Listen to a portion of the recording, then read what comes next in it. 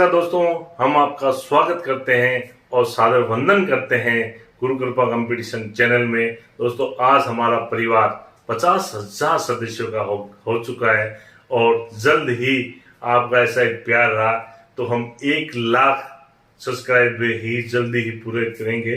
और दोस्तों, रीट एग्जाम, जो इसको एग्जाम नहीं कह सकते, इसको एक महाकुंभ कह सकते हैं। आज तक राजस्थान में हमने भी रीट का एग्जाम दिया था। मैं रीट में भी और सेकंड ग्रेड दोनों में मेरा पिछली बार सिलेक्शन हुआ था। लेकिन जो रीट इस बार रीट होने जा रही है दोस्तों, वो ऐतिहासिक होने जा रही है। उससे पहले राजस्थान सरकार ने जो रीट में इस बार कुछ नया किया है वो बिल्कुल ऐतिहासिक और काबिल तारीफ है। और हमारे चैनल के द्वारा भी लगातार आपकी मांग हम उठाते रहे और उन मांगों पर सरकार ने पूरा ध्यान दिया है। हम सरकार को बहुत बहुत धन्यवाद देना चाहते हैं। अब दोस्तों, मैं रीट जो कल एग्जाम है उससे पहले कुछ भ्रांतियां आपके मन में आप लेके जा रहे हो।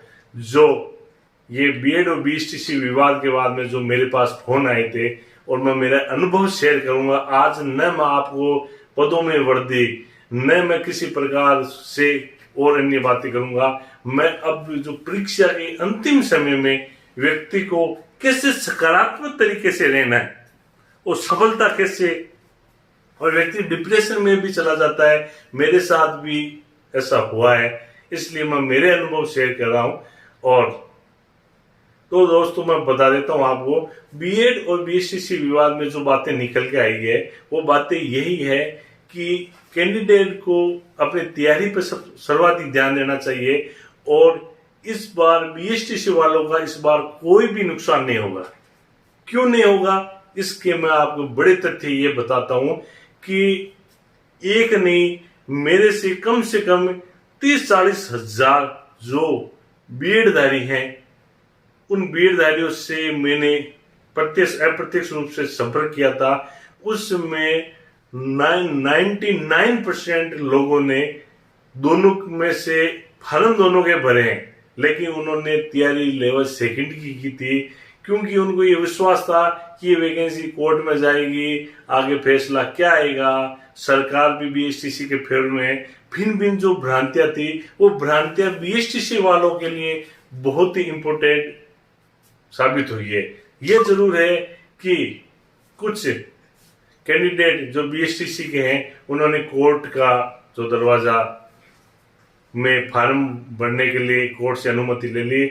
और आज जो 24 तारीख को जो हाईकोर्ट का फैसला हुआ है उसमें उन्होंने ये भी अनुमति ले ली कि परीक्षा में बैठने की। लेकिन अंतिम रूप से अभी भी कोर्ट ने फैसला नहीं दिया है।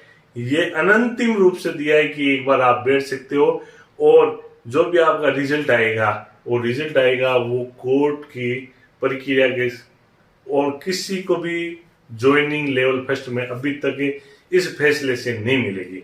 ये आपको सभी को मालूम है। और सभी बीएसटीसी के भाइयों से मेरा ये निवेदन है कि आप अपनी जो भी तैयारी की है उस तैयारी को कल के एग्जाम के लिए आप मोटिवेट रहे, पॉजिटिव रहे। किसी प्रकार से इस विवाद, इस फैसले को आप अपने एग्जाम पर नहीं आने दें। और बीएड भाइयों से मेरा ये कहना है कि आपका जो भी फैसला है इसको ज्यादा सीरियस नहीं ले। आप अपनी जो भी तैयारी है, जो इतने समय तक आपने तैयारी की है, उस तैयारी को अंतिम समय तक परीक्षा हॉल में ले जाए और परीक्षा हॉल में ले जाकर आप वो इतिहास रच दे जिसके लिए आपका परिवार याद कर रहा है और आप खुद एक सामान्य से एक खास व्यक्ति बनने जा रहे हो, जो आने वाली पीढ़ियों का भविष्य सुधारने वाले एक शिक्षक बनने जा रहे हो। इसलिए सभी को मेरा ये कहना है, सभी अपनी सोच को अच्छी रखते हुए, सकारात्मक सोच को रखते हुए आप एग्जाम हॉल जाए और अपना सर्वश्रेष्ठ देने का प्रयास कीजिए।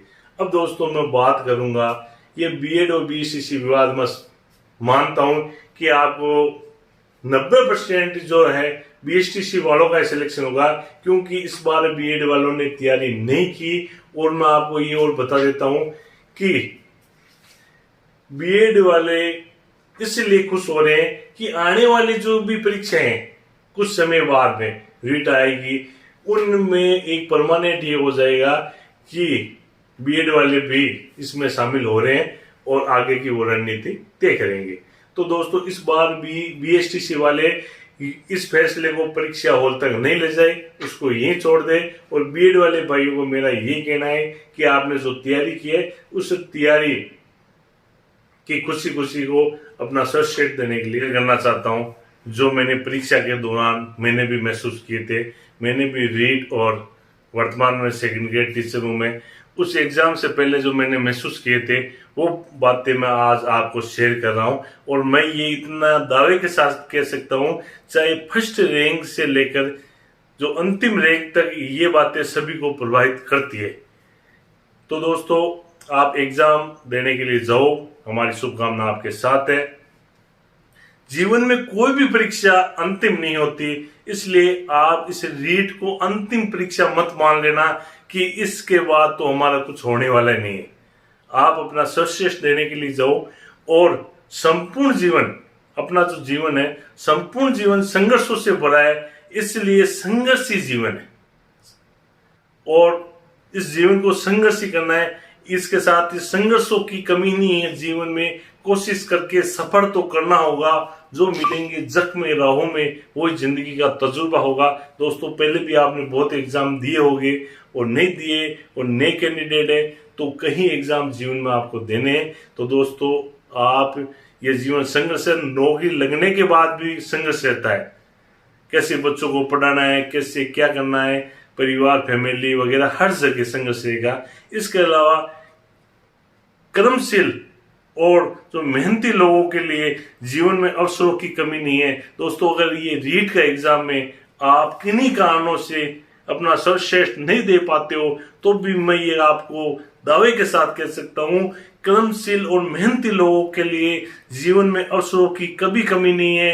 अवसर सेकंड ग्रेड आ रही है, फर्स्ट ग्रेड आ रही है, ग्राम सेवक आई हुई है और पटवारी वगैरह अन्य कई आरएस वगैरह वैकेंसी आई हुई है। इसलिए आप अपना सर्वश्रेष्ठ दे और आपके साथ जो भी होगा अच्छा ही होगा।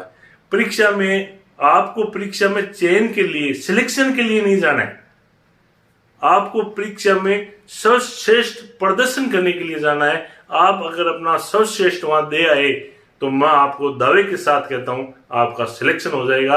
आप कभी भी ये मत सोचो कि मेरा सिलेक्शन नहीं होगा तो क्या होगा। आप ये सोचो कि मैंने जो तैयारी की है मैं उसका सर्वश्रेष्ठ देने का प्रयास करूंगा। इसके साथ ही दोस्तों मैं अगली बात ये कह रहा हूं, जिसके लिए आपने प्रयास कर रहे हैं और अगर वो आपको नहीं मिला तो मैं आप सकारात्मकता के साथ सोचो कि आपको इससे अच्छा मिलेगा। मेरे कई दोस्त थे जिनका थर्ड ग्रेड और सेकंड ग्रेड में चयन नहीं हुआ, वो आज फर्स्ट ग्रेड स्कूल लेक्चरर है। तो दोस्तों मेहनत सकारात्मकता के साथ करो। हमारा यही कहना है कि आप पॉजिटिव सोच के साथ एग्जाम देने के लिए जाओ। इस महाकुंभ में आप अच्छी तरह से एग्जाम दे के आओ। हमारी शुभकामना आपके साथ है। जय हिंद। अब मैं वीडियो से विदा ले रहा हूँ। इस वीडियो शेयर जरूर करना। जय हिंद, जय भारत, वंदे मातरम।